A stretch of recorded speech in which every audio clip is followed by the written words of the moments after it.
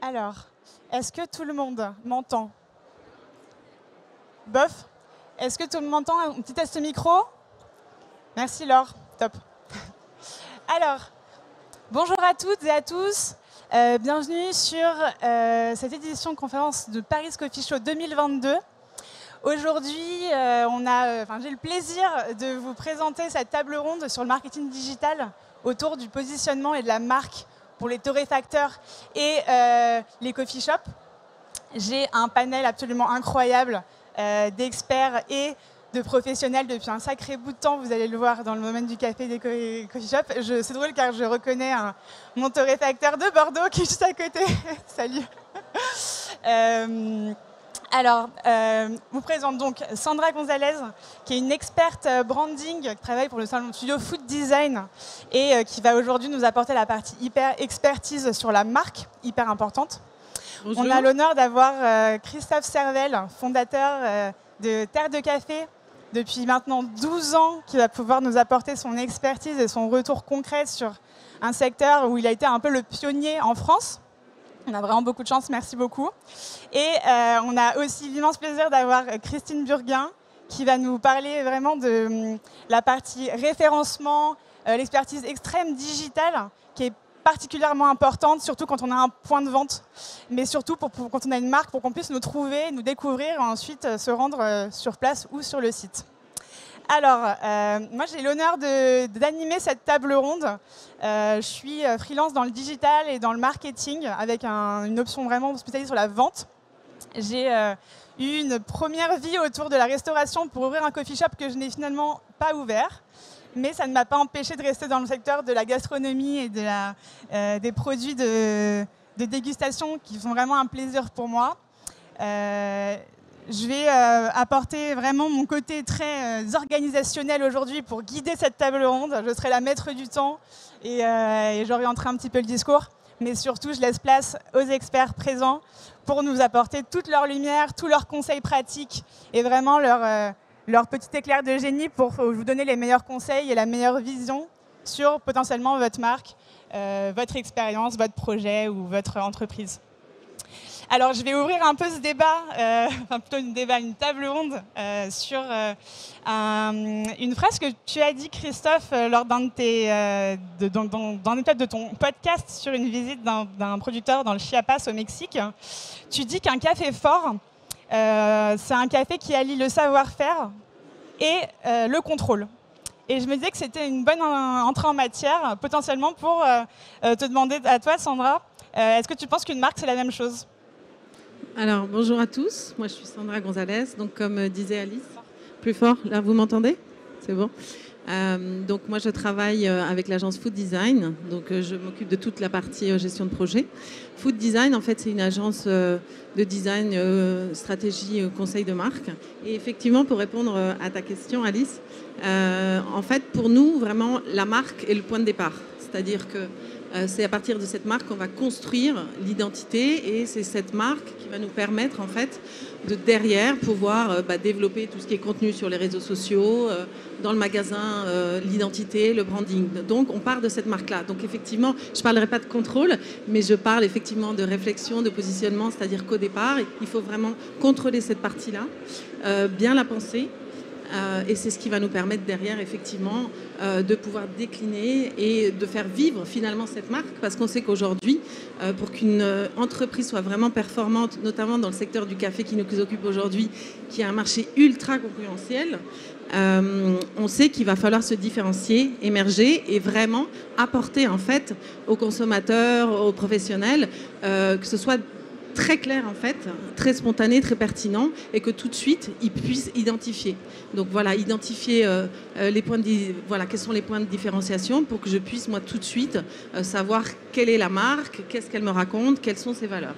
Donc ça effectivement c'est primordial et on sait que voilà, on a besoin finalement, une marque performante c'est celle qui est capable de réussir à avoir une expérience qui est vraiment fluide et cohérente du départ jusqu'au bout, c'est-à-dire aussi bien au départ avec les ambassadeurs, avec les fondateurs, mais effectivement quand on est sur Internet, sur le digital et derrière en magasin avec l'expérience aussi qui est dans le magasin, la dégustation, le perfect serve. Donc pour nous, voilà, on est en amont, on est au départ, on va réfléchir à comment créer en fait cette identité de marque. C'est vrai que la marque en fait est le début de tout. C'est ça qui va me permettre de savoir qu'est-ce qu'on a envie de faire, qu'est-ce qu'on a envie de communiquer, quels sont les produits qu'on a envie de mettre en place et potentiellement comment est-ce qu'on va se rendre visible pour attirer des clients qui vont être touchés par ce qu'on propose. Avant de demander à Christophe son avis très précis sur comment tu as finalement créé ta marque et d'ailleurs toutes les péripéties liées à tout ce qui est identifiable dans une marque, est-ce que Christine, tu peux peut-être nous dire, c'est toi qui es une experte de la visibilité, c'est quoi les choses les plus importantes pour se rendre visible quand on est une marque? Alors, en fait, pour se rendre visible, moi, quand je commence à travailler avec des clients, ce que je leur demande, c'est justement de bien décrire leur marque. Parce que toute la description de leur marque, le positionnement de la marque va influencer la stratégie digitale qu'on met en place derrière. Typiquement, tous les critères de différenciation, si vous êtes un salon de thé traditionnel ou un coffee shop qui se veut café cosy ou café lounge, etc., tout votre positionnement, en fait, pour moi, en tant qu'experte du référencement et de la visibilité sur Internet, c'est vraiment ultra important. Typiquement, quand on va choisir des mots-clés pour le référencement, que ce soit le référencement naturel ou le référencement payant, la stratégie de mots-clés va découler de cette stratégie, de ce positionnement de marque. Donc voilà pourquoi, effectivement, le positionnement de la marque, c'est super, super important. Et quand je vois en fait une entreprise qui n'a pas complètement bien défini sa stratégie de marque, mais pour moi, en tant que spécialiste du référencement, c'est une vraie difficulté et souvent, je les renvoie retravailler leur positionnement de marque avec des confrères. Potentiellement auprès de Sandra, d'ailleurs. Oui, alors si je peux intervenir, effectivement, je pense que c'est hyper important. Parce que là, par exemple, nous, on a lancé récemment une toute nouvelle marque de café, pour ne pas la nommer, qui s'appelle Awo. Et donc là, le contexte, c'était vraiment une création de marque dans le secteur de la GMS. Donc quand Christine parlait effectivement des points de différenciation, nous, on s'est rendu compte que, par exemple, en GMS, on a des marques de café qui finalement sont des marques, surtout Christophe, si je dis des bêtises au niveau technique, tu m'arrêtes, mais qui sont des marques finalement avec des cafés avec une torréfaction qu'on appelle une torréfaction flash, donc avec des goûts qui sont quand même assez uniformes. Donc on n'a pas une richesse aromatique qu'on pourrait avoir avec des cafés de spécialité, des choses qui sont avec des torréfactions lentes. Donc nous on s'est rendu compte qu'effectivement quand nous, cet acteur, arrivait dans cette GMS, c'était un vrai point de différenciation. Lui, c'est une torréfaction lente, lui, c'est des cafés de spécialité, lui, il a une palette aromatique infinie, donc on va pouvoir aller communiquer sur le goût, sur la découverte, découvrir les vrais goûts du café. Donc tout ça, c'est des mots, en fait, que derrière, Christine ou tout ce qui est en stratégie digitale va pouvoir aller chercher parce qu'on a défini en amont, en fait, les mots et le positionnement, voilà, pour que ce soit vraiment en ligne et cohérent avec la marque. C'est exactement ça, merci. En fait, on pense rarement à tout ce qui est positionnement, présence sur les réseaux sociaux, présence sur le digital, sur le web, avec des mots-clés. C'est en général la dernière chose auquel on pense quand on fait une marque. C'est hyper important. Peut-être que je vais demander à Christophe en fait, de nous raconter peut-être ton expérience de marque, comment elle s'est créée, et peut-être avant même de penser à des mots-clés, à une stratégie de référencement, ça passe par des choses extrêmement basiques qui sont potentiellement le logo, le nom, l'image, les couleurs. Est-ce que tu peux nous raconter un petit peu comment c'est arrivé avec Terre de Café ? Alors bonjour déjà. Tu disais avoir une stratégie cohérente de marque dès le départ. Moi je pense que c'est très compliqué. Moi alors je l'ai vécu. Non, c'était un peu c'était la préhistoire du café de spécialité en France. Donc en plus on était tout petit, on s'est créé un peu de manière empirique au début. Mais la création d'une marque, ça peut être effectivement un travail tout de suite avec une agence. Il y a des pièges aussi à ça, parce qu'une marque vide de sens, on peut avoir un super nom, un super logo, mais s'il n'y a rien derrière à raconter aujourd'hui et dans notre profession, je pense que c'est compliqué pour que ça fonctionne derrière, ça c'est un truc. Et après le cheminement d'une marque, alors pour prendre Terre de Café, évidemment, au début, on avait un logo qui n'était absolument pas les trois singes, c'était 3 grains de café. Ça se voulait un peu Starbucks, il y avait un rond, on a fait des t-shirts, il y avait marqué dégustation au lieu de dégustation. Enfin, on est quand même passé par des personne n'avait rien vu. Hein. On est quand même passé par des choses. Et puis après, effectivement, on s'est rendu compte qu'on avait des choses à dire, en fait, qu'on avait un vrai métier, qu'il fallait le valoriser, et que déjà ces éléments-là, ça définissait déjà une marque. Et donc on s'est dit, en fait, le marché commence à exister. Et donc on s'est dit, il faut qu'on soit meilleur sur la marque, sinon on va rester petit par rapport à des industriels qui, eux, sont hyper puissants. Et donc on a réfléchi, et effectivement on a parlé d'un positionnement, on s'adressait au grand public, aux professionnels, on commençait à aller beaucoup en pays producteurs, on défendait depuis le départ la durabilité, on se positionnait aussi pour démocratiser le café de spécialité par rapport à d'autres marques qui étaient beaucoup plus élitistes que nous. Et donc tout ça, effectivement, à un moment donné, ça a défini un positionnement. Une fois qu'on a ça, le plus dur encore reste à faire, parce qu'il y a des éléments dans une marque, tu parlais du logo tout à l'heure, et nous on a vu la différence à partir du moment où on a sorti nos trois petits singes. Il s'est passé un truc absolument incroyable, c'est-à-dire que ça a changé totalement la perception qu'on avait de la marque, au-delà de l'incarnation de la marque, quoi. Donc voilà, c'est un cheminement. Alors aujourd'hui, on a plus de recul sur le marché dans lequel on est, mais c'est un cheminement et c'est un métier. C'est-à-dire que quand je dis il ne faut pas tout accepter d'une agence, mais malgré tout, ce métier-là, c'est quand même un métier de communicant professionnel. Quand on est torréfacteur, moi je viens du marketing et de la production, donc audiovisuel, donc j'ai une idée sur la question, mais il faut savoir prendre l'avis des professionnels quand on travaille sur sa marque. Et effectivement, à partir du moment où on a une marque, on peut dérouler sur les réseaux ou ailleurs d'ailleurs.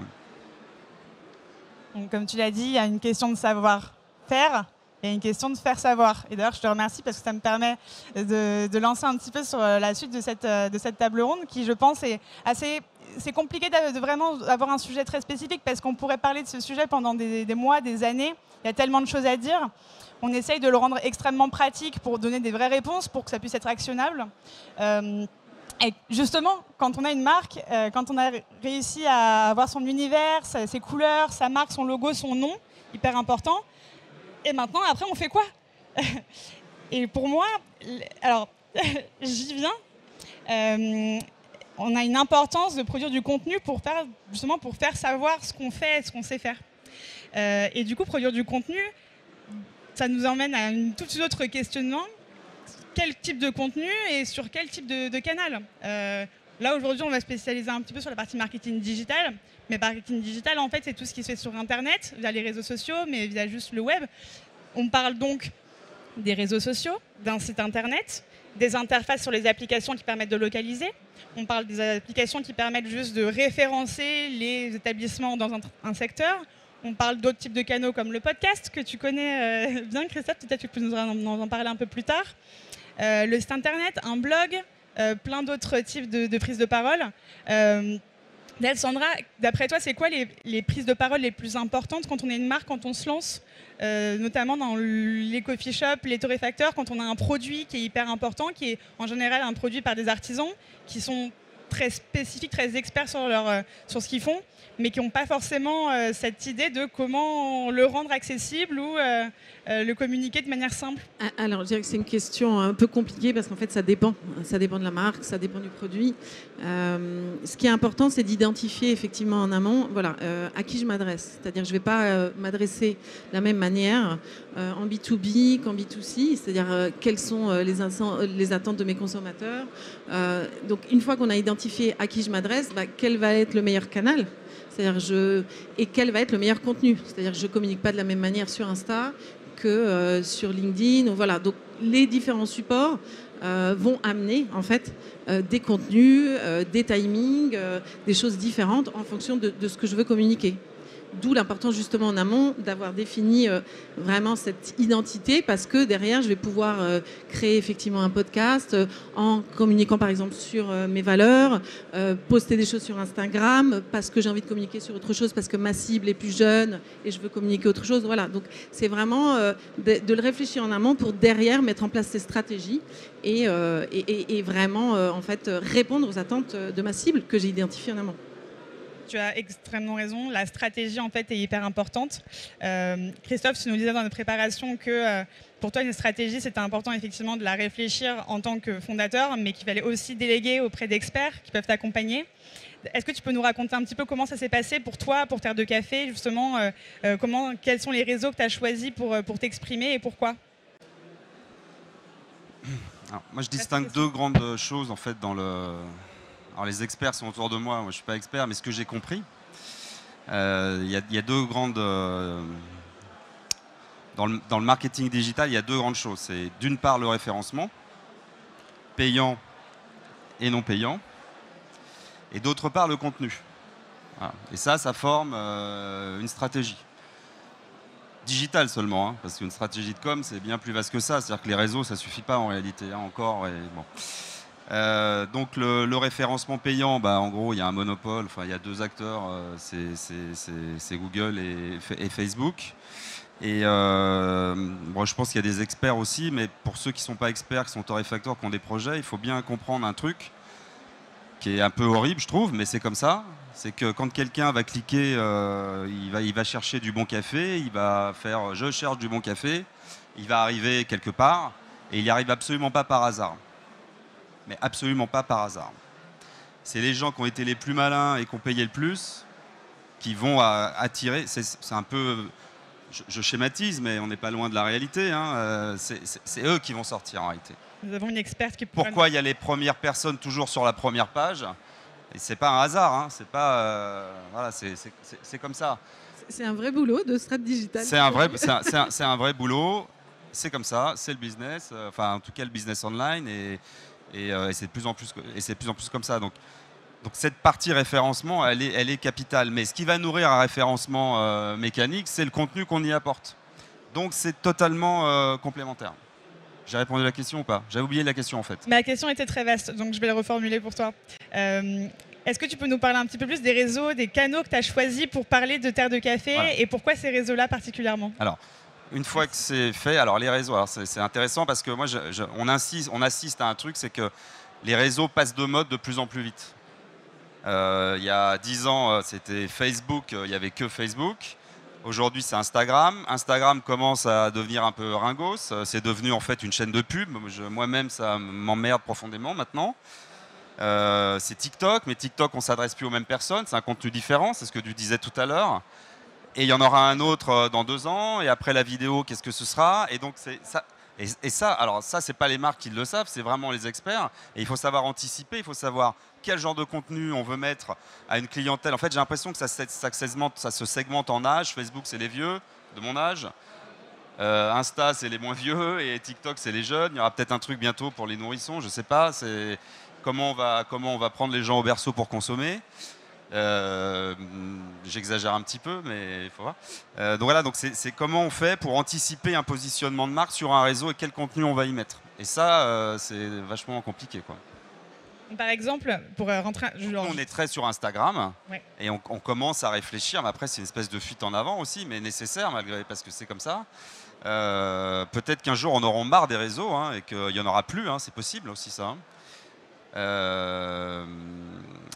Donc on est en train de réfléchir à TikTok, et TikTok c'est plus jeune, donc ce sera plus le côté retail, nos boutiques, et pas les messages de fond qu'on a pu passer sur Instagram au départ, qui passent moins bien aujourd'hui. Voilà, Mais je pense qu'il est important aussi, et Christine tu pourras le confirmer, c'est que en fait il faut se donner une temporalité, c'est-à-dire 3-6 mois, et on fait du test and learn. C'est-à-dire que moi je mets des choses en place, je teste, je programme sur ma semaine, sur mon mois, quel est mon contenu, à qui je m'adresse, voilà, quels sont mes objectifs, mais je fais le point au bout de 3 mois, au bout de 6 mois.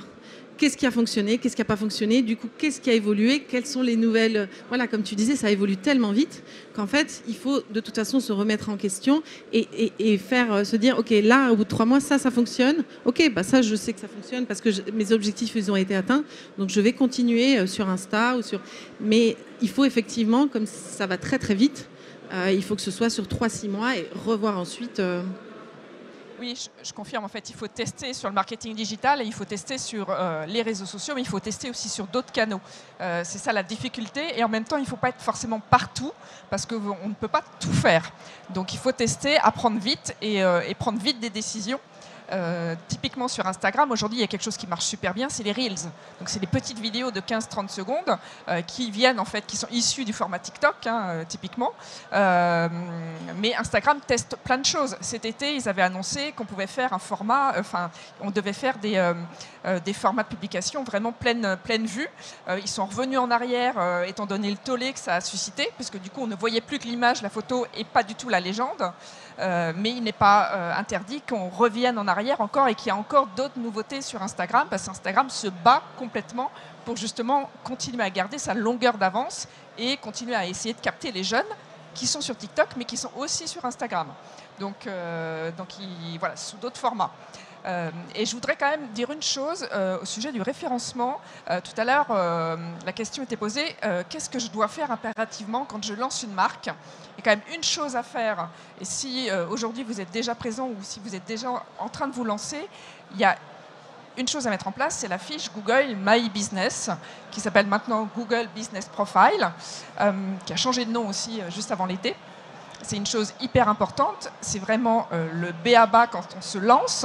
Alors en général on me dit oui, moi j'ai fait ma fiche Google My Business, c'est bon, elle est faite. Ok, mais en général elle n'est pas remplie à 100%. On oublie souvent de bien remplir la partie description, par exemple, et justement d'y insérer les bons mots-clés. Et pas juste expliquer en quoi consiste mon point de vente, mais d'aller vraiment réfléchir à ces mots-clés pour les insérer dans cette partie description. Parce que là, pour le coup, cette partie, elle est libre. Donc on peut vraiment écrire pas mal de textes, alors qu'il y a beaucoup de parties de Google My Business qui sont vraiment très cadrées. Donc la fiche Google My Business à remplir à 100% impérativement et à animer très régulièrement avec des nouveautés, des nouveaux produits, des nouveaux services, mettre à jour, poster régulièrement aussi, et penser aux mots-clés quand on fait des posts. Donc vraiment cette fiche, elle est super importante. Ouais, c'est exactement ça. D'ailleurs aussi les commentaires qu'on a tendance à un peu diaboliser, commentaires positifs, négatifs, oulala, si j'ai un commentaire négatif, potentiellement énormément d'impact sur mon entreprise, alors que le pouvoir aussi d'un établissement, c'est d'être présent sur tous ces canaux de communication, même sur les commentaires négatifs, pour renforcer la marque, pour répondre en étant honnête, en étant transparent avec ses propres valeurs, et parce qu'on sait tous que l'expérience sur place, ça dépend de tellement de choses, ça dépend de l'humeur de client, ça dépend de l'humeur du staff, ça dépend des problèmes techniques, ça dépend de plein de choses. Et en fait, c'est ça qui est super intéressant, c'est que quand on prend parole sur Internet, quand on est une marque, effectivement, on va incarner dans sa prise de position, dans ses contenus, qui on est, mais comme tu l'as très justement dit tout à l'heure, Christophe, ça ne suffit pas. Car un réseau social en tant que tel, c'est très bien, mais ce n'est rien si derrière il n'y a pas un produit, une expérience, une rencontre avec l'entreprise. Comment ? Est-ce que c'est une rencontre via un site internet ? Est-ce que c'est une rencontre via un point de vente ? Est-ce que c'est une rencontre via la personne qui incarne la marque sur un salon, par exemple aujourd'hui toi sur cette conférence ? Et justement, en fait, moi, ce que je trouvais important dans cette table ronde, c'est aussi de dire que le marketing digital, c'est nécessaire aujourd'hui quand on est une marque, quand on est même un établissement, car un établissement nécessite une marque, mais ce n'est pas suffisant parce que pour vraiment que la marque elle soit puissante, elle ait de la longévité, il faut qu'elle puisse être à la fois sur Internet, mais aussi en présentiel, donc qu'elle soit impérativement omnicanale. Et je me permettrais même de rajouter quelque chose, je pense, c'est qu'un réseau social où on est très actif, c'est idéal car ça nous permet vraiment de contrer nos efforts, car ça coûte de l'argent et beaucoup de temps d'être présent, de créer du contenu spécialisé, adapté à un réseau. Mais que potentiellement, si ce réseau ne fonctionne plus, se fait hacker, on le perd pour une raison ou une autre, ou on n'est plus aligné avec les valeurs de cette plateforme, comment on fait ? Est-ce qu'on perd tous les efforts, les followers acquis ? Qu'est-ce qui se passe aujourd'hui ? Ça devient vraiment problématiques, le côté confiance, le côté longévité. Une marque, c'est sur le long terme. Et que se passe-t-il si tous les efforts investis dans un seul canal, finalement, disparaissent? Donc, ça me permet brillamment de passer, merci à vous pour vraiment les perches, c'est magnifique, quelle chance on a, de passer à, je trouve, un peu l'ouverture de cette table ronde qui est comment réfléchir aujourd'hui à une marque omnicanal qui serait présente à la fois sur des canaux très spécifiques, sur des réseaux très spécifiques, et à garder une unité sur le point de vente, le site, le blog potentiellement, le réseau. Et moi, j'aimerais quand même qu'on parle un petit peu de ce podcast. Christophe, tout à l'heure, j'entends des petites perches, mais pas suffisamment évidentes, j'imagine, qui est une manière vraiment d'incarner qui on est sur un autre canal pour toucher, pour être vraiment un peu intemporel, puisque finalement, ce que tu crées sera écouté à J+, M+, année+. Est-ce que tu peux nous raconter un petit peu pourquoi, comment est-ce que tu es arrivé à ce choix de transmettre via un autre canal qui n'est même pas visuel, puisque c'est vraiment 100% de l'audio, avec un produit quelque chose dont on fait l'expérience? Alors, en fait, ces podcasts, c'est parti d'un retour d'expérience. Quand je reviens de voyage, j'écris. Et au bout de 10 ans de voyage, effectivement,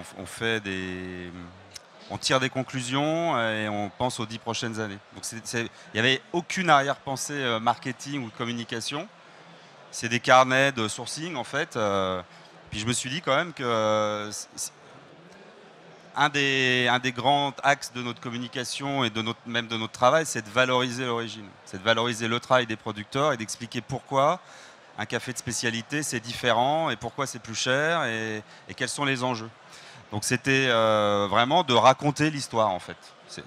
L'histoire en fait, chaque paquet de café de spécialité ou de terroir contient une histoire, parce que ce sont des hommes, une ferme, c'est des hommes, des femmes qui ont un projet et qui discutent avec des gens comme nous, qui les mettons sur le marché dans la pays de consommation. Et moi, je voulais raconter ces histoires. Et c'est une manière, pendant des années, on nous demande moins, mais pourquoi vous êtes plus cher que Malongo et nanana. Et je me suis dit, la meilleure manière de l'expliquer, c'est de raconter ces histoires-là. Voilà, c'est parti de là. Et après, on se rend compte aujourd'hui que ces podcasts-là, ils font leur chemin et que c'est une manière aussi de raconter Terre de Café. Donc c'est un double positionnement qui est vachement intéressant parce qu'en communication, il y a un positionnement corporate. Quelles sont les valeurs de l'entreprise? Quels sont ses projets? Où on veut aller? Et puis il y a un positionnement produit. Et ça, c'est deux choses différentes d'ailleurs qui aussi sont des stratégies de réseau aussi. Et donc ce podcast, ça résume bien parce qu'on parle de l'histoire, on parle du positionnement. Et puis on parle du produit, parce qu'in fine, tout ça, ça atterrit dans un paquet de café, dans une boutique ou sur Internet. Et un jour, ça atterrit dans une cuisine de chez quelqu'un qui va fabriquer son café. Donc j'ai répondu à la question, je ne sais pas. Mais il n'y avait pas de stratégie à la base. Et puis finalement, en fait, on s'est dit, c'est une bonne idée. Ben, c'est un cas pratique parfait, puisque est-ce qu'on pourrait avoir les avis des expertes aujourd'hui sur cet éclair de génie finalement qui était extrêmement spontané, mais qui derrière finalement représente une stratégie absolument incroyable de positionnement de marque? Moi, ce que je trouve intéressant dans ce que tu dis, c'est que c'était absolument pas réfléchi en amont. Et en fait, je pense que ça, c'est aussi un élément qui est très important aujourd'hui. C'était qu'aujourd'hui, on a tous accès à l'information, on a tous accès au back-office. Enfin, on sait ce qui se passe derrière. Et donc, le conso, il est en recherche d'authenticité, de transparence. Donc, le fait que toi, tu arrives en fait en racontant ton histoire, en ton engagement, tes valeurs, c'est quelque chose qui est vrai. Donc, je pense que le conso, il fait la différence. C'est-à-dire qu'il sait exactement à qui il a affaire et qui est cette marque. Donc ça, c'est hyper important parce que voilà, aujourd'hui, on sait que tout se sait et tu es obligé de jouer cette transparence-là et cette authenticité. Donc ça fait partie de tes valeurs, ça fait partie des valeurs de la marque. Donc j'ai envie de dire, ça fonctionne évidemment puisque voilà, ça fait partie de ton ADN. Oui, alors oui. Moi, je vais plus loin. Je pense que les marques aujourd'hui, encore plus demain, celles qui vont vraiment exister, c'est les marques qui seront en totale transparence. C'est-à-dire que le greenwashing, ça va devenir compliqué pour l'industrie parce que les gens sont de plus en plus informés et de plus en plus éduqués. Et tout ce qui est marketing basé un peu sur la séduction, la manipulation, le faussement durable, tout ça, je pense que ça va être de plus en plus compliqué. Donc nous, à Terre de Café, on essaie vraiment d'être totalement transparent et d'être digne de confiance. En fait, c'est ça, c'est d'être digne de confiance. Quand on sait que les labels, ça rassure pas forcément les consommateurs, quand on sait de l'intérieur les manques de probité, d'honnêteté des labels, parce que c'est la vérité, quand on sait qu'un label ne couvre jamais la durabilité, il faudrait qu'il y en ait 12, et ça n'a plus de sens quand il y en a 12. Je pense que c'est à la marque d'être transparent, d'être très honnête, et puis évidemment d'amener des preuves de ce qu'ils racontent. Et je pense que les marques de demain qui vont compter, en tout cas dans l'alimentaire, je pense qu'il y a un avenir pour ces marques-là, quoi. Oui, moi je voudrais rajouter, effectivement rebondir, c'est qu'aujourd'hui, pour moi, le marketing doit être un marketing authentique. C'est-à-dire qu'effectivement, si on raconte quelque chose de creux qui n'est pas... en fait, le consommateur, il s'en rend compte parce qu'il a plein de moyens d'information. Il recoupe tout. Il recoupe les réseaux sociaux, il recoupe le site internet, il va se faire ses recherches sur Google, il écoute les podcasts. YouTube, on n'a pas parlé de YouTube, mais c'est aussi un super vecteur pour communiquer et aussi installer en fait une marque. Et en fait, si quelque part il y a quelque chose qui sonne creux, qui n'est pas authentique, de toute façon ça se ressent. J'irai même plus loin. On a vu, enfin, je veux dire, les réseaux sociaux sont tellement puissants que ça marche dans le bon sens. C'est-à-dire que oui, pour faire vivre une marque et pour la faire exploser, mais en un bad buzz, voilà, en quelques jours, en quelques semaines, des marques peuvent entre guillemets se casser la figure parce que justement, on s'est rendu compte que derrière il n'y avait pas. Donc ça peut jouer dans les deux sens. Ouais, absolument. Ce qui est hyper intéressant, c'est qu'on a à la fois énormément d'authenticité, de spontanéité pour faire vivre une marque à notre image, mais en même temps un besoin d'anticiper et de planifier, pour avoir une stratégie, mais de deux, pour éviter d'avoir notre message qui nous échappe, ou en tout cas d'avoir mal joué quelque chose et que ça se retourne contre nous. Donc extrêmement important, notamment de planifier, de faire, donc vous nous disiez tous les trois, de faire hyper attention à comment on va le faire, de se faire accompagner par des professionnels, même si c'est nous effectivement les experts de notre produit, de notre service, mais pour nous permettre de nous donner les meilleures clés et de nous faire comprendre les canaux qu'on va choisir. Et j'aimerais quand même mettre un accent sur quelque chose. On parle beaucoup de positionnement, de marketing digital, de comment développer la marque. Je pense que c'est indissociable. Donc effectivement, quand on est une équipe d'une société, la partie marketing, la partie communication, on va parler de ce qu'on sait faire. Mais c'est indissociable de la partie vraiment retail, une fois qu'on a parlé de ce qu'on sait faire, de ce qu'on fait, maintenant, est-ce qu'on va avoir un alignement sur l'expérience qu'on va vivre en boutique, sur le site? Comment est-ce qu'on garantit cette unité? Et comment faire en sorte surtout que les équipes qui n'ont pas forcément les mêmes objectifs, puisque des ventes digitales par exemple et des ventes en présentiel, un affichage sur un site internet et le merchandising dans une vitrine, comment garantir un peu cette unicité de message, en fait, d'expérience sur le fait de, dès qu'on, par exemple, avec Terre de Café, on sait que ce soit sur ton stand B5, dans ton site internet, dans ta boutique, sur tes points de vente, quand on te voit en conférence, comment faire pour retrouver en fait la marque? Ça dépend des valeurs de la marque.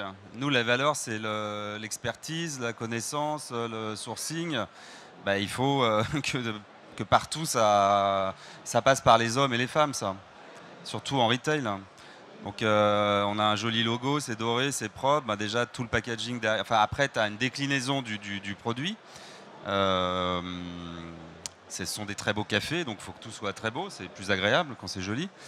Et puis après, il faut que les hommes qui incarnent la marque soient en capacité de répondre efficacement à n'importe quelle question. On est sur un produit très particulier. Nous, on a souvent eu affaire à des communicants ou même des salariés qui n'ont jamais compris en fait ce qu'on faisait, qui essayaient de transposer un modèle d'une autre industrie sur ce qu'on fait. Mais en fait, ce qu'on fait dans le café spécialité, c'est particulier, et c'est pour ça que le café c'est si passionnant et qu'il y a de plus en plus de gens, depuis que cette révolution de café de terroir est en train de s'opérer depuis 10 ans. Moi je me souviens, enfin c'était pas comme ça il y a 10 ans, il y a plein de jeunes gens super et tout. Il y a 10 ans c'était pas ça, il y avait surtout des vieux, quoi. Donc, donc en fait c'est savoir retransmettre une expérience qui est basée sur un produit qui est très très fort. Donc ça passe par la formation, ça passe par des gens qui... C'est un métier de passion, donc ça doit se ressentir. Moi, je vois des marques se créer, on sent bien que derrière, c'est juste de l'opportunisme. On récupère un message de Terre de Café sur le sourcing, puis un autre de l'arbre à café sur je sais pas quoi, et puis un autre de... On voit bien que c'est un patchwork de trucs, que c'est des mecs qui se sont dit putain, il y a du business à faire, on va le faire. Moi, ça, je pense que ça marche pas, parce qu'il y a un moment où c'est pas incarné. Et encore une fois, je répète encore une fois que c'est un produit particulier et que il faut l'incarner et c'est par l'expertise en fait. Voilà, c'est ça. C'est un univers de marque incarné par une expertise et par des gens qui s'épanouissent. Alors ça, après, c'est du management, qui s'épanouissent dans une entreprise, voilà, qui portent ces valeurs. En fait, il faut que les gens qui appartiennent à une entreprise qui porte des valeurs et un produit adhèrent tous à ça. Je te rejoins aussi. Vraiment pour Terre de Café, là, après. Oui. Tu as parlé d'expérience. Je pense qu'effectivement, c'est le mot. C'est-à-dire que l'expérience pour une marque, l'expérience quand je vais sur Internet, quelle expérience j'ai avec cette marque, l'expérience quand je vais aller en magasin pour prendre mon packaging, l'expérience quand je vais dans le coffee shop, et l'expérience, elle va au-delà. C'est-à-dire que quand je vais déguster mon café, tu disais que l'expertise, dans le café, effectivement, on est à 1000%. C'est-à-dire la température du café, dans quelle tasse je vais déguster mon café. Enfin, il y a des choses, on est dans le perfect serve, donc il y a l'expérience, elle va jusque-là. C'est-à-dire que je connais mon café, je connais la température. C'est ça qui participe également à cette expérience que tu vas avoir avec la marque. Donc c'est hyper important. L'échange avec les gens, c'est l'échange. Et oui, effectivement, tu as raison, tout ce qui est humain, c'est-à-dire les personnes que tu vas avoir en face, cet ambassadeur de la marque, qui est le contact avec la marque, comment il me raconte la marque, est-ce qu'il est content, comme tu disais, d'adhérer à cette marque, quelles sont les valeurs. Donc oui, tout ça participe à l'expérience réussie. Et du coup, sur l'expérience digitale, parce que finalement, l'expérience digitale, elle commence, enfin, le chemin, il commence parfois, souvent sur le digital et ensuite se poursuit du coup en boutique. En fait, l'expérience sur le site internet, elle est super importante. Et aujourd'hui, on sait très bien tous qu'on est tous sur mobile et qu'on commence à consulter un site internet plus de la moitié des fois en fait sur son smartphone. Et il y a encore plein de sites internet qui aujourd'hui ne se chargent pas suffisamment rapidement. Et moi, je voulais partager un chiffre aujourd'hui, c'est-à-dire que plus de la moitié des internautes quittent d'entrée de jeu la page si la page web ne se cherche pas en 3 secondes. Et 3 secondes, ça va super vite.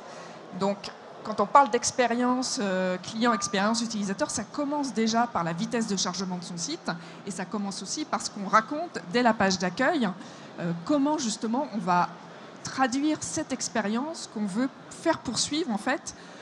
Certes, il y a de la vente en ligne, mais un site internet peut avoir comme objectif de faire attirer en fait le client, le faire venir en fait sur place. Donc les deux, en fait, on parlait d'omnicanalité tout à l'heure. Un site internet peut avoir ce double objectif et finalement, quasiment souvent, a ce double objectif. Mais l'expérience est vraiment à soigner au moindre détail. Donc la vitesse, qu'est-ce que je mets en avant bon, on ne peut pas faire sentir du café sur Internet puisqu'en fait c'est vraiment un média froid. Mais du coup, il faut faire en sorte de rendre ce média qui est un peu froid justement plus humain, plus authentique, plus réel. Et moi, je ne désespère pas que bientôt, on aura quand même pas mal de technologies qui vont venir nous aider j'ai souvent rêvé d'un média plus olfactif, mais finalement, je pense que ça évolue pas vraiment dans ce sens-là. On est plutôt au monde de la réalité virtuelle, des avatars, etc. Et on pourrait imaginer quand même des expériences assez sympas et assez rigolotes pour justement créer quelque chose de plus vrai, de plus humain. Oui, effectivement. Et d'ailleurs, ça me fait penser potentiellement le pouvoir aussi de l'audio, d'avoir un site qui rentre dans qu'est-ce que c'est, par exemple, une cure de café, les bruits d'une torréfaction, les bruits d'un coffee shop. Vraiment, en fait, l'expérience omnicanale. Et ça me fait penser aussi qu'il y a tout le côté après-vente, dont on n'a pas forcément parlé, mais qui est primordial.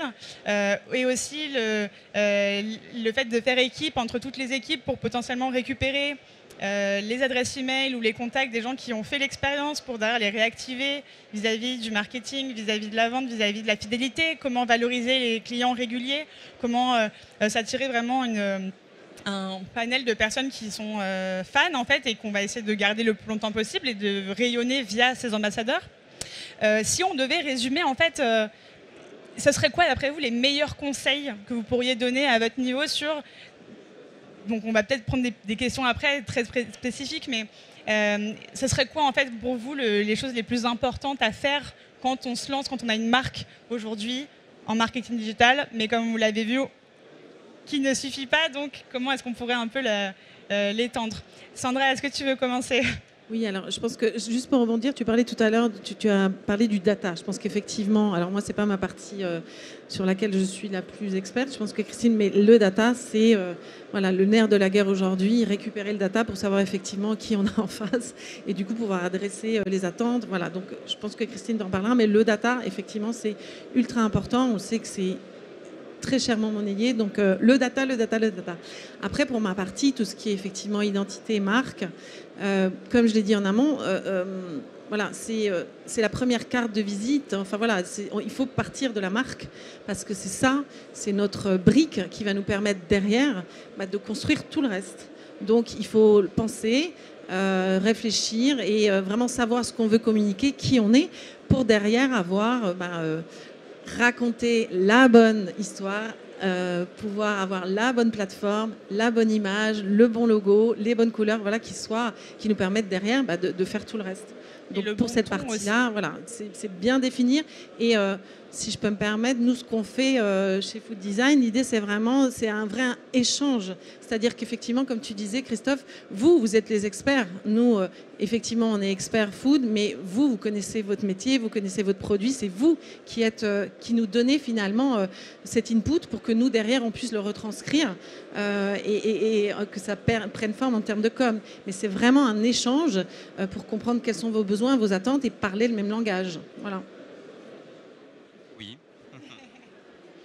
Toi, Christophe, est-ce que si tu faisais une petite rétrospective, c'est quoi vraiment les moments marquants qui, pour toi, tu nous as parlé déjà par rapport au logo, et donc ces 3 singes, peut-être que tu peux même me raconter pourquoi ces 3 singes, mais c'est quoi vraiment les choses qui ont fait que Terre de Café, pour toi, a pris une autre dimension et arrive quand même à être toujours présente 12 ans après sur un marché qui est extrêmement concurrentiel et juste le fait que tu existes, pour moi, ça veut dire beaucoup. Donc. Ouais, mais alors ça, c'est une vaste question parce que c'est pas que de la com, c'est des équipes, c'est de la chance un peu parfois, c'est des gens qui croient, ce que je racontais tout à l'heure, hein, qu'on a tous un objectif commun. Mais si je veux revenir au digital, maintenant avec du recul, il faut, ce qui est important pour une jeune marque, c'est d'avoir une marque déjà, hein, d'avoir un message, tout ce qu'on a dit, mais c'est surtout d'avoir une stratégie et une planification. Ça, il faut planifier effectivement sur 6 mois, sur 1 an. C'est pas on fait un post de temps en temps. Il faut vraiment savoir où on veut aller, mettre du contenu en face et être très très sérieux. Et juste une chose, c'est que tout ça, ça demande de la ressource. C'est-à-dire qu'une vraie... on peut commencer petit et grossir, mais c'est de la ressource derrière. C'est-à-dire que c'est des moyens humains, c'est des moyens financiers, c'est du temps, c'est pas mal de réflexion. Et puis tu parlais de back-office derrière. On arrive sur le site internet, c'est une boutique, donc il y a un SAV. Il faut que les gens soient compétents, il faut livrer dans les temps. Enfin, ça se fait pas comme ça, quoi. C'est un vrai paquet, c'est une vraie charge pour une entreprise, mais si c'est bien fait, ça rapporte beaucoup en termes d'image, de vente, etc. C'est-à-dire que ce qui est différent sur Internet, notamment, alors je parle plus de Google et de AdWords et tout, c'est qu'on sait, si on est bien structuré à la base, on peut calculer des retours sur investissement très très précisément jusqu'à un certain seuil. Après, on plafonne. Mais on sait que si la marque existe, si le produit est bien, tout ça, s'il y a une petite notoriété, quand on met 1 euro, on en récolte 3, 4, 5, 6. Et ça fonctionne. Donc ça permet pour un entrepreneur de mesurer un peu l'investissement. Est-ce qu'on est capable de ne pas ou le faire? Est-ce que le retour sur investissement, ça en vaut la peine? Donc c'est le bon côté de l'outil. Mais il faut être structuré quand même pour le faire. Nous, on s'est rendu compte de ça chez Terre de Café. Et comme ça a grossi le secteur digital, les ventes online, ça fait du chiffre, quoi. Et donc derrière, il faut être aussi sérieux que dans une boutique, quoi. Donc c'est un vrai département, c'est un vrai sujet. C'est pas un truc qu'on fait un peu sur le côté en se disant c'est bien, ça va aider, tout ça. C'est un vrai truc, quoi. Il vaut mieux pas le faire si on n'est pas prêt à le faire, en fait. Et quelle belle transition sur effectivement la communication organique et la communication sponsorisée. Tu vas pouvoir nous faire. C'est parfait, effectivement. Merci Christophe. Et c'est vrai que moi je voulais dire, je pense qu'il y a une chose essentielle quand on se lance dans le digital, dans le marketing digital, c'est de travailler, de travailler avec Google, qui va devenir à la fois votre meilleur ami et votre meilleur ennemi. Et c'est sûr que pour une marque, c'est un acteur incontournable. Alors on parlait au début de référencement naturel, référencement. Alors Christophe a dit référencement payant, référencement gratuit.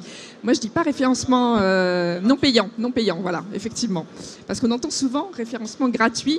Alors, le référencement payant, vous le savez, c'est le système publicitaire de Google où je mets de l'argent sur la table et chaque fois qu'un internaute clique, moi je paye en tant que marque le fait qu'il clique sur mon annonce, mais qu'il arrive sur mon site internet et que du coup, après, je puisse promouvoir mes produits, etc.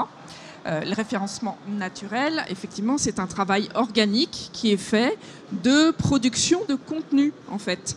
Alors, on parlait tout à l'heure de la fiche Google My Business, c'est une partie du référencement naturel, mais la production de contenu pour des référencements donc non payants, référencement naturel ou référencement organique ou SEO, en fait, voilà, ça a plein de noms comme ça différents, mais tout ça veut dire la même chose. C'est, je pense, du contenu pour faire en sorte que l'internaute, justement, me trouve quoi qu'il arrive. Il fait une recherche sur mes spécialités, ce qui me caractérise, ce que j'ai envie de raconter, mais il arrive sur Google et il me voit dans les premières positions, les premiers résultats sur Google. Il faut avoir en tête que la première position de Google est cliquée, génère 30% des clics. C'est-à-dire que les internautes vraiment s'arrêtent d'une part sur la première page, vont très très peu sur la deuxième page de résultats, alors qu'il y a des vraies pépites sur la deuxième page de résultats. Mais en tout cas, les premiers résultats de Google, voilà, sont vraiment super importants. Donc, moi, on me demande souvent, je vais être en première position sur Google. Ok, effectivement, c'est effectivement le Graal. Il faut d'abord essayer souvent d'être déjà sur la première page de résultats.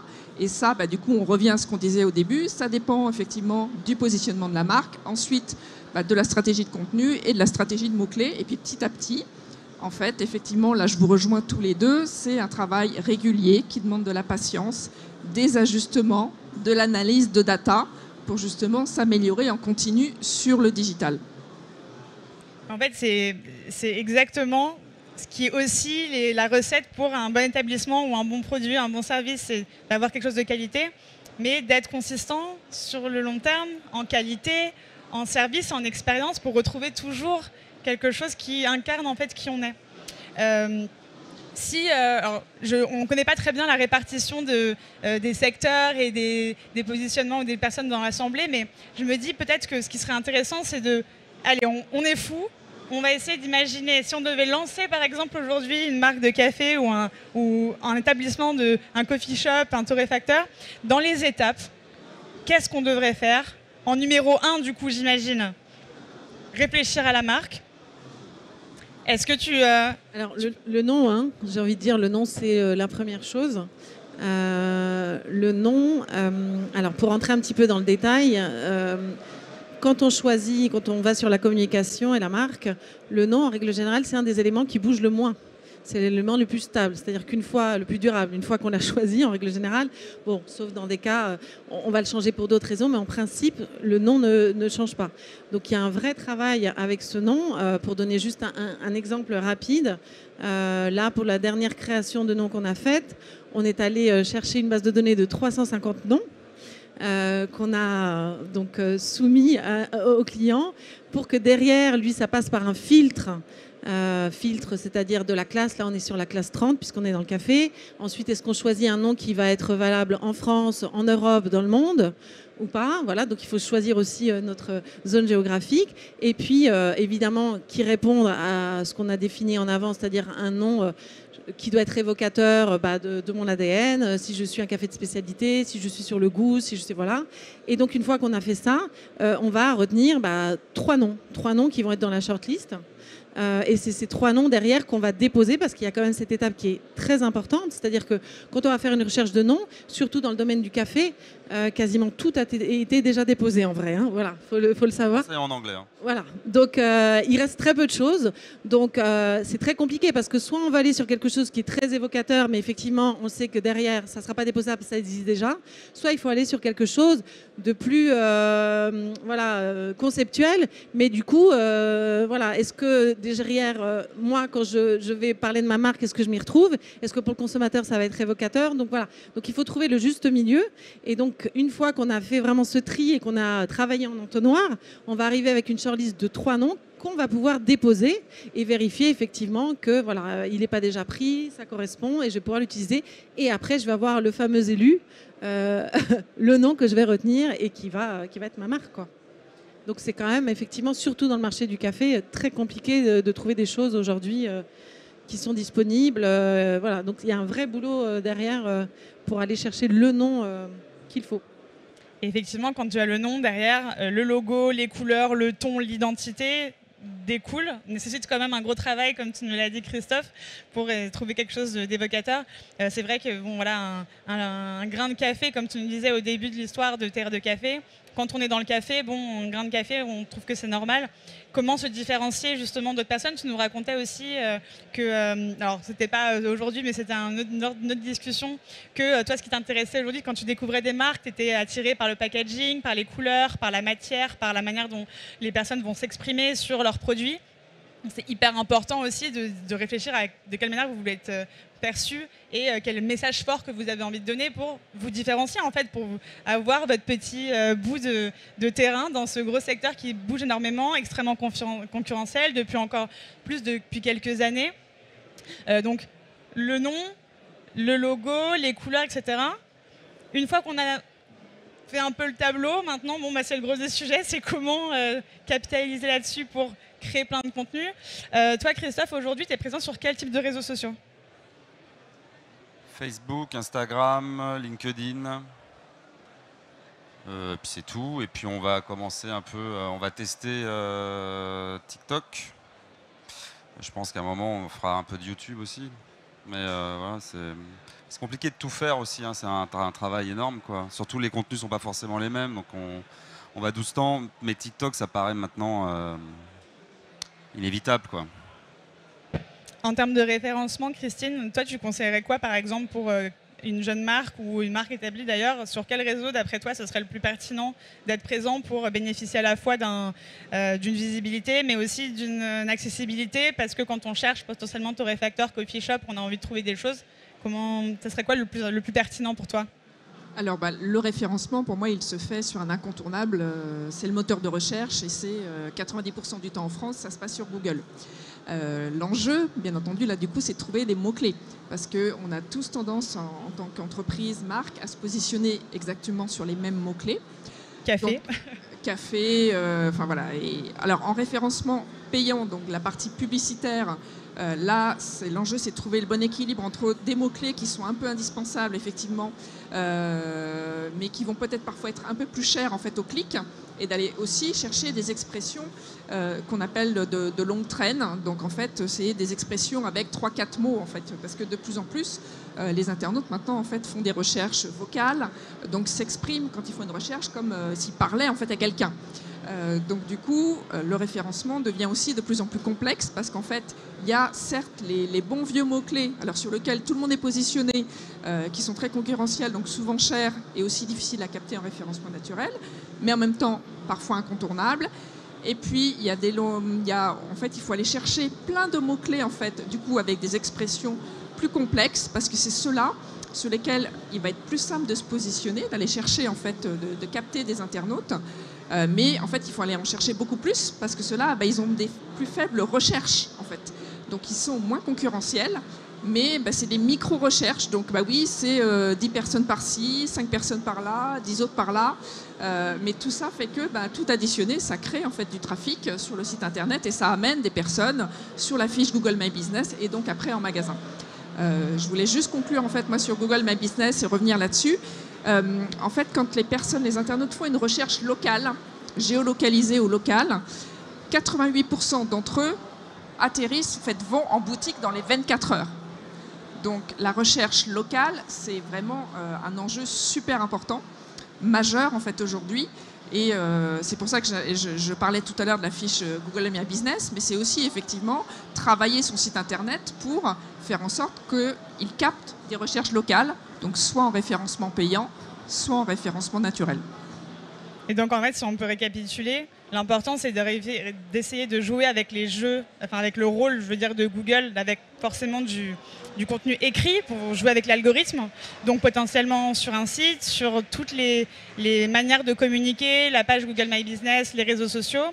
Et pour chaque image, chaque contenu visuel, chaque contenu audio qui accompagne en plus, donc pour avoir une immersion, toujours rajouter de la partie écrite, que ce soit notamment en SEO, notamment sur le nom des images qu'on utilise dans son article pour les renommer également. En fait, vraiment jouer sur le côté 360 degrés, images, son, vidéo, mais toujours rajouter la partie texte pour être visible. Je vois qu'il reste très peu de temps. Peut-être qu'on peut prendre quelques questions du public parce que je sens que vous êtes quand même super dynamique. Est-ce qu'il y a des questions particulière sur ce sujet, qui est très très vaste. Donc, il y a une question ici. Marianne, super. Génial. Merci. Bonjour à tous, vous m'entendez? Je m'appelle Elias, je vous remercie pour cette présentation. J'avais une question pour Christine. Vous avez dit que Google, ça peut être votre meilleur ami, mais aussi votre ennemi. En quoi ça peut être notre ennemi? Alors, en quoi ça peut être votre ennemi? Est-ce que tu peux répéter la question? Parce que moi, je n'ai pas entendu par contre. Oui. Alors, je peux peut-être la répéter. En fait, tout à l'heure, je disais que Google, ça peut être notre meilleur ami comme notre meilleur ennemi. Et en quoi ça peut être notre meilleur ennemi, finalement? Parce qu'en fait, c'est vrai que, alors pour différentes raisons, c'est qu'en fait, on est Google dépendant aujourd'hui sur le monde de la recherche. Donc des requêtes qui se font sur les moteurs de recherche aujourd'hui, c'est le cas Google a 90% de part de marché en fait en France. C'est à peu près la même chose au niveau mondial. On est à 94-95% même, voire un peu plus dans certains pays. Donc du coup, quand on veut être présent sur les moteurs de recherche, on est obligé de passer par Google d'une façon ou d'une autre. Et donc du coup, le côté référencement payant, typiquement, la partie publicitaire, le budget publicitaire que vous allez devoir mettre parfois sur la table pour être présent et bien référencé sur Google, c'est vraiment quelque chose à prendre en compte dans votre business plan. Et Christophe tout à l'heure parlait de retour sur investissement. Il disait qu'il était capable d'analyser que quand il investit 1 euro sur Google, ça lui rapporte peut-être 3-4 euros. Donc effectivement, ça c'est quand on arrive à faire ça. Google est un ami. Par contre, effectivement, quand le ROI, en fait, le retour sur investissement de ces campagnes de publicité sur Google n'est pas satisfaisant, c'est là où Google est notre ennemi. Donc, il faut faire en sorte de faire retourner la vapeur pour qu'il devienne notre ami. Alors, Christine, pardon. Je sais pas, non, on n'entend pas. Si je peux rebondir, effectivement, moi j'avais entendu parler, ça rejoint un peu la question. Une fois qu'on met entre guillemets le pied dedans, dans l'engrenage du payant, on a du mal à s'en sortir en fait, de ce que j'avais compris. C'est-à-dire qu'il va falloir à chaque fois entre guillemets être plus présent et même au niveau financier être de plus en plus présent. Non, ça c'est. Pas forcément. C'est-à-dire que Google n'est pas forcément. C'est pas parce que vous avez commencé à travailler votre partie publicitaire sur Google que ça va vous coûter plus cher. Si vous limitez votre budget par rapport à vos objectifs et que vous atteignez vos objectifs, il n'y a pas besoin d'investir toujours plus sur Google. Par contre, Google vous sollicite toujours plus. C'est-à-dire que là où c'est dangereux dans la plateforme, si vous le faites vous-même, c'est-à-dire qu'ils ont des recommandations extrêmement pernicieuses pour vous dire, bah oui, ajoutez tel mot-clé parce que ce mot-clé, il est vraiment bien pour vous. Donc, ok, j'ajoute le mot-clé. N'empêche que c'est plus de clics, d'accord, mais c'est plus d'argent aussi. Donc, en fait, quand on fait des choix sur Google, moi, j'invite en fait à ne pas forcément suivre toutes les recommandations qui sont faites dans la plateforme, mais à le faire vraiment en faisant un bilan de ces résultats sur la durée et de se dire, ok, est-ce que je revois ma stratégie sur Google? Est-ce que j'investis plus sur certains mots-clés? Est-ce que j'en enlève en fonction du résultat des mots-clés?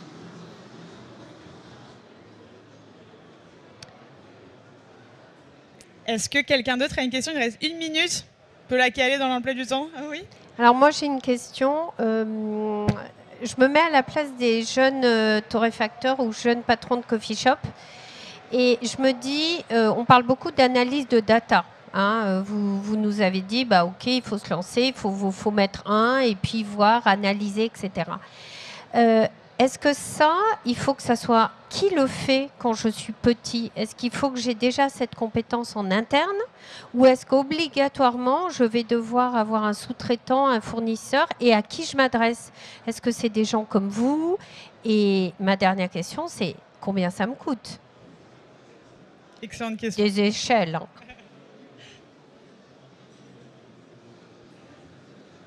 Je peux répondre en partie à la question. En fait, je pense que, enfin, il y a deux solutions effectivement. Soit je démarre en fait moi-même et je me lance en fait, et donc je commence à faire les choses par moi-même. Et pourquoi pas, typiquement, on peut lancer aujourd'hui une campagne Google Ads très facilement, en fait, et on est relativement bien guidé par la plateforme. Le tout après, c'est d'être capable justement de prendre du recul par rapport à cet outil qui est extrêmement bien conçu pour vous faire consommer de la publicité. Donc c'est là où est le danger. Et en plus, sur la réflexion sur les mots-clés, c'est là où ça va être plus compliqué pour un acteur qui n'est pas quand on n'est pas du métier. C'est-à-dire que, OK, quels mots-clés je choisis pour mon référencement payant? Est-ce que c'est ceux que me recommande la plateforme Google? Est-ce que c'en est d'autres? Parce que moi, je vais essayer d'être un petit peu plus malin et justement d'aller chercher des mots-clés un peu différents. Donc voilà, pour cette partie-là. Et après, l'analyse, donc si je reste sur cette partie Google Ads, mais c'est aussi valable pour le référencement naturel. Oui, analyser de la data aujourd'hui, là aussi, Google met à disposition plein d'outils. Je fais référence à Google Analytics, qui donne plein d'outils sur plein d'infos sur le trafic fait sur son site, d'où il vient, est-ce qu'il vient de ma campagne publicitaire, est-ce qu'il vient de mes réseaux sociaux, donc est-ce que ça apporte des ventes sur mon site internet. Donc tout ça, on peut l'analyser soi-même, sauf qu'effectivement, c'est quand même un métier. Et que du coup, quand on fait de l'analyse comme ça sur Google Analytics ou sur les autres outils en fait, publicitaires, en fait, ça apporte, on peut le faire soi-même, sauf qu'en fait, ça apporte de l'aide et une vraie expertise quand on le fait faire par un professionnel qui a l'habitude des outils, qui a vu plein de cas différents d'entreprises.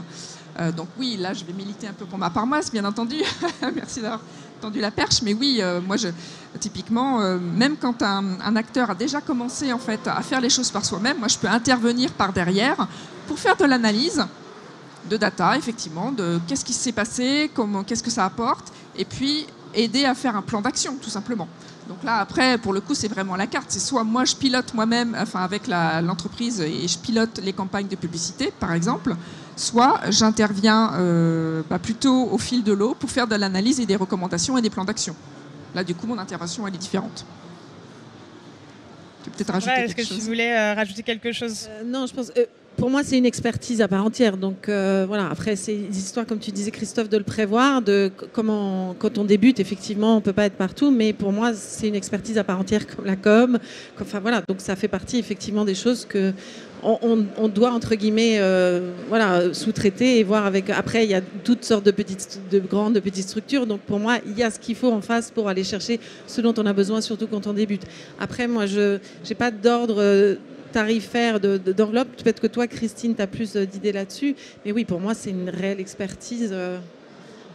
Voilà, la com est un métier, la strat digital est un métier, la torréfaction est un métier. Donc oui. Après, je pense pour donner un petit peu d'éclairage pour tous les types de budgets, comme dans tous les cas d'entrepreneuriat, on a envie de mettre les mains dans le cambouis dès le début. Donc évidemment, on peut se former, on peut commencer avec des petites bases. Au bout d'un moment, quand la boîte se structure, quand on a beaucoup plus de vélocité et que ça va le rajouter, elle n'est pas forcément sur le digital, elle est plutôt sur l'expérience, le produit, l'expertise de pourquoi on a créé cette marque. C'est intéressant de déléguer. Après, on peut faire appel à des experts en termes de consulting, on peut faire appel à des experts pour une intervention one-shot pour nous dire est-ce que notre stratégie elle est bonne ou pas, si oui, comment je peux la rectifier, ou alors déléguer totalement auprès de quelqu'un pour une prestation récurrente, qui ne sont pas les mêmes budgets, mais en fait, à chaque type de budget et chaque étape d'entreprise, on peut faire appel à des experts qui ne représentent pas un si gros budget que ça, en fait. J'imagine entre 500 et 2000 euros pour une prestation très ponctuelle, très de chapeauting, ce qui est totalement... qui peut s'inclure dans un business plan et qui d'ailleurs même est valorisé puisqu'on montre qu'on a compris que c'était un métier à part entière et qu'on sait de quoi on parle. Je pense que c'était très dur de parler de beaucoup de choses assez pratiques en aussi peu de temps. Je voulais remercier du fond du cœur 3 intervenants d'extrême qualité que vous pouvez retrouver du coup sur les écrans ou sur le programme du Paris Coffee Show. Cette conférence, cette table ronde était en live, retransmise sur Instagram et sur YouTube. Vous pourrez évidemment la retrouver en replay sur ces réseaux-là. Et donc on remercie infiniment l'organisation Terre de Café bien sûr, Food Design via Sandra et Burguin Digital de Christine et évidemment Marie-Hélène qui est présente, qui s'est organisée de tout le choix des conférences et qui m'a fait confiance aujourd'hui, donc je te remercie du fond du cœur. Merci beaucoup. Merci. Merci à tous.